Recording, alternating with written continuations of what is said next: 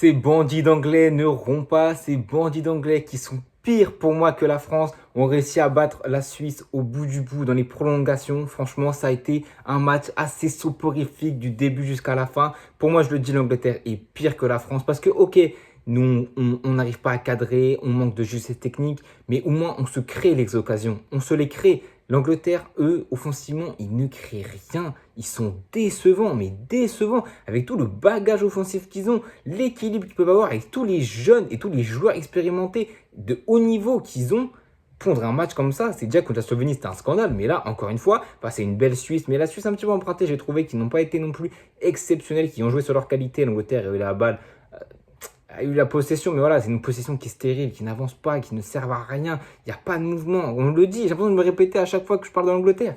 Il n'y a pas de mouvement. Offensivement, c'est nul. Et les gens qui sont pas objectifs diront oui, mais c'est mieux que la France. Non, non, non, non. L'Angleterre est pire que la France. Il y a pas. C'est juste un sélectionneur qui n'arrive pas à diriger ses troupes. Et encore une fois, il fait entrer Palmer qui a un vrai impact. Il fait rentrer Eze qui a un vrai impact. Il fait entrer Luke Shaw à la place de Kieran Trippier qui était, mais mon Dieu. Déjà, il part son nouveau système qu'il avait testé. C'est quoi? C'est un 3-4-3 avec piston. C'était Trippier à gauche et Saka du coup à droite qui impressionnant, c'est bizarre, il collait la ligne, limite il était à l'intérieur du jeu, il montait, il était limite ailier, c'était limite Walker qui était défenseur central droit et piston droit limite, enfin défenseur droit du coup pour couvrir toutes les montées de Saka.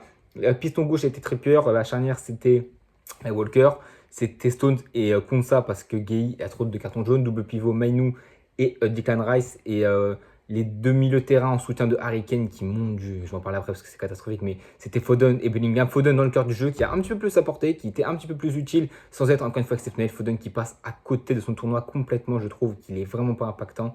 Et un Bellingham qui, pareil, dans ce match pour moi n'a pas été non plus impactant. Même par le bagage, on le sent emprunté, on le sent qu'il est autour de chèvres, en fait, on sent vraiment une équipe anglaise pas forcément emprunté, mais qui n'a pas d'idée, qui pas envie, parce que c'est un euro, un quart d'euro, et t'as envie forcément, mais qui n'a pas d'idée, qui ne sait pas comment jouer ensemble, j'ai l'impression qu'il n'y a pas de schéma, il n'y a pas de circuit, il n'y a rien, c'est du stérile, c'est des passes qui n'ont aucune idée, qui n'ont aucune saveur, c'est un yacht nature leur passe, c'est pas possible. Et t'as Kane numéro 9 mais ouais, et j'ai vu les stats, zéro tir cadré, je crois 10 ballons perdus. Il a fait un match mais inexistant, soporifique. Le mec il se fait pousser par Akonji, bon normalement il y a faute, il se fait pousser dans les bancs de touche. Au final il a eu, c'est limite, je crois qu'il s'est blessé, mais il va rester sur le banc de touche parce que franchement, ah non, Harry Kane, mais c'est même pas qu'Harry Kane, c'est tu tapes sur Harry Kane, mais en fait tu tapes sur toute l'équipe parce que toute l'équipe a été soporifique. Les seuls qui ont été bons, c'était les entrants. Et Mainu encore une fois, Mainu, c'est le jeune minot qui dans ses york nature, il te rapporte un peu de sucre, un peu de framboise, un peu de fraise, qui te donne un cocktail vitaminé. Non, c'est que lui, c'est que lui. Bellingham, que j'adore, évidemment, il est peut-être sauveur pour une fois, mais Saka c'était assez mitigé, mais Saka, c'était pas trop mal non plus. Mais, euh, mais en tout cas, l'Angleterre a réussi à gagner contre la Suisse et est-ce mérité? Je pense quand même que oui, parce que la Suisse, comme je l'ai dit, était un petit peu empruntée, j'ai trouvé. Il y avait moins de justesse technique dans le dernier tiers, il y avait moins de. Ça jouait en contre, évidemment, que ce soit mêmes les Endoy ou même Mbolo qui, dans son jeu de corps, de position, a fait un petit peu de mal. C'est même lui qui a marqué d'ailleurs. Encore une fois, je crois qu'il a mis 2,7 euros, donc c'était un très bon euro. Pourtant, il a été blessé à une grande partie de la saison à Monaco, il me semble. Là, il revient, Superman, le mec, il a sauvé. Il était en train de sauver la Suisse, hein, parce que c'était quoi? C'était passe de Fabian Schär dans l'intervalle, dans le demi-espace pour Endoy. Première intention, il a remis Stone qui la dévie et Mbolo qui met son pied, qui se déchire pour la mettre. À 10 minutes du terme, tu te dis, l'Angleterre commençait limite à baisser le pied, à baisser pavillon. En fait, c'est ça, l'Angleterre, je ne comprends pas. Avec les qualités qu'ils ont, ils devraient jouer au ballon. Ils ne jouent pas au ballon. Limite, j'ai limite cru qu'ils voulaient les pénalités. 60e, limite, ils baissaient pavillon. Ils étaient tous en bastion. Ils étaient tous. Ils n'avaient pas limite 1000 bus parce qu'il ne faut pas déconner non plus. Voilà, faut pas déconner, c'est l'Angleterre qui a des qualités quand même. Mais ne pas avoir le ballon, pour moi, ça ne les dérangeait pas. J'avais pas l'impression que l'Angleterre sans ballon, ça les dérangeait. Ils pouvaient subir, ça, c'était pas grave pour eux, je pense. Et ils ont subi, déjà fin du match, fin de prolongation, ils ont énormément subi. Il y a des poteaux, il y a Pickford qui fait des super parades, franchement, des frappes de loin. Ouais, il y a eu beaucoup d'assauts. Mais ouais, la Suisse a poussé. Malheureusement, on n'a pas réussi à décompter la situation et s'est fait revenir par Saka qui a été pas trop mal, comme j'ai dit tout à l'heure, sans être transcendant non plus dans son côté, un rôle hybride qui connaissait pas vraiment, piston droit, à la limite de l'ailier droit, il délaissait totalement son poste de piston quand l'Angleterre était haut, quand l'Angleterre était un petit peu plus basse, évidemment qu'il était piston, limite dans une défaut, ouais, voilà, t'es limite piston.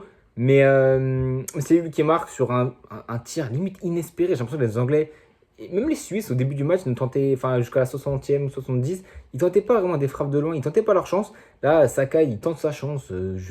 C'est une frappe limite sans calcium. Je fais beaucoup d'allégories au calcium, à la vitamine et au yaourt, mais là, c'était une frappe sans puissance, mais avec une précision accrue. Il touche le poteau et elle rentre. Sommer ne peut rien. Les défenseurs ne peuvent pas la dévier. Franchement, la frappe, elle part pas fort, pardon. Elle est pas puissante, mais elle est précise et elle est juste. Et tout simplement, Saka qui vient sauver les siens à 10 minutes du terme. Encore une fois, franchement, c'était assez incroyable. Les Anglais qui n'arrivent pas à trouver dans le jeu, c'est statique. Ouais, j'ai l'impression qu'on fait les mêmes débats, mais c'est toujours pareil avec eux. En fait, les Anglais nous déçoivent.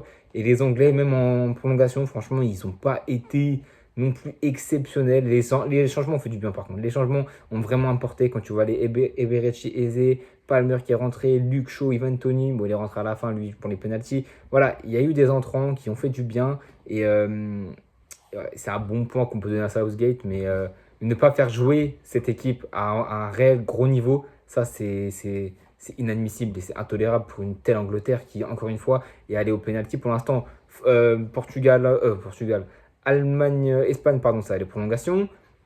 Ça s'est décompté avant les pénaltys, à 1 minute des pénaltys. Portugal, pardon, ça s'est décompté prolongation pénalty. Et là, cette Angleterre, oh, je suis perdu. Cette Angleterre contre la Suisse, pardon, et aussi allé sur penalty. Et là, par contre, les penalties ont été très bien tirés. Je me suis fait les notes. Cole Palmer qui tire en premier, qui est rentré, pour moi, il doit sûrement être titulaire. Mais ça tout dépend du schéma que tu veux faire. Mais pour moi, Cole Palmer, toutes ses entrées sont intéressantes, sont provocantes, sont percutantes. Il apporte toujours un plus. Lui, quand il fait des entrées, c'est pas pour rien. Il veut se montrer. Il veut montrer à Southgate pourquoi il faudrait qu'il soit titulaire. Et je pense qu'il mérite totalement sur un côté, à la place de Phil Foden d'être titulaire. Et il a marqué son but. C'était ensuite Akanji qui mettait le premier tir pour la Suisse. Et là, Akanji qui n'a pas pris beaucoup de pas d'élan. Ça peut être discutable, ça peut être normal. Mais par contre, sa course d'élan était lente par rapport au peu de pas d'élan qu'il a fait. Tu ne sentais pas en confiance. Tu sentais vraiment une course d'élan bizarre. Et la frappe, elle est pas du tout bien. Elle est cadrée, évidemment. Mais la frappe n'est pas du tout bien mise. Pickford, il sait où il tire.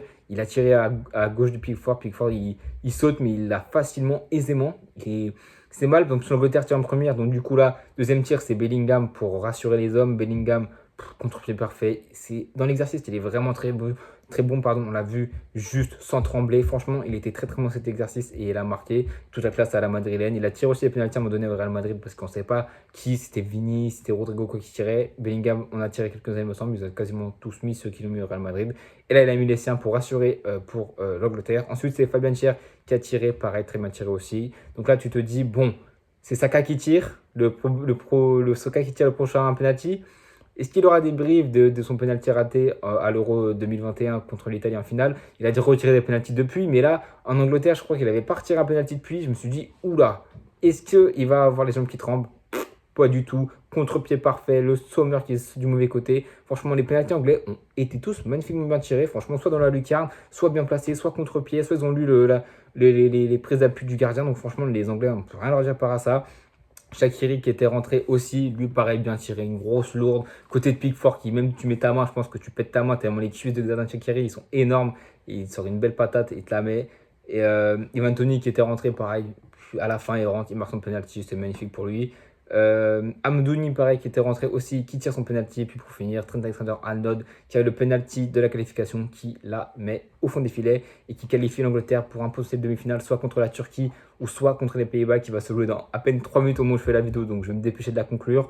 En tout cas, ce qu'on doit retenir, c'est que l'Angleterre, comme d'habitude, n'est pas bon. Mais tu vois, c'est ça que je dis.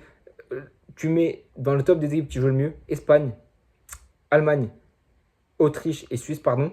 Ces 4 équipes, dans le dernier carré, il n'y en a plus qu'une.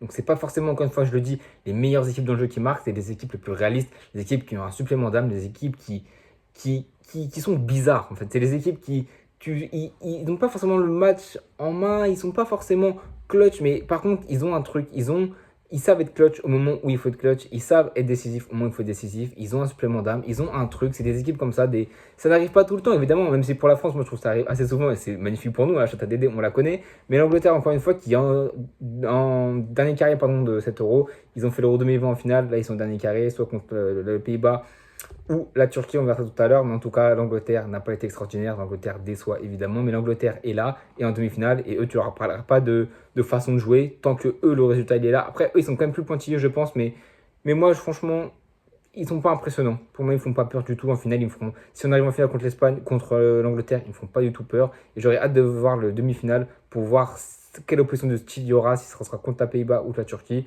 En tout cas, chapeau à Murat Yakin et à tous ces hommes, parce que Murat Yakin était décrié par les journalistes suisses, par ses joueurs, par tout le monde en fait, par tout le monde. Et on a vu avant le match, il a fait le tour du stade pour acclamer les supporters. Les supporters ont chanté des louanges, des sons à son nom, des musiques à son nom, pardon.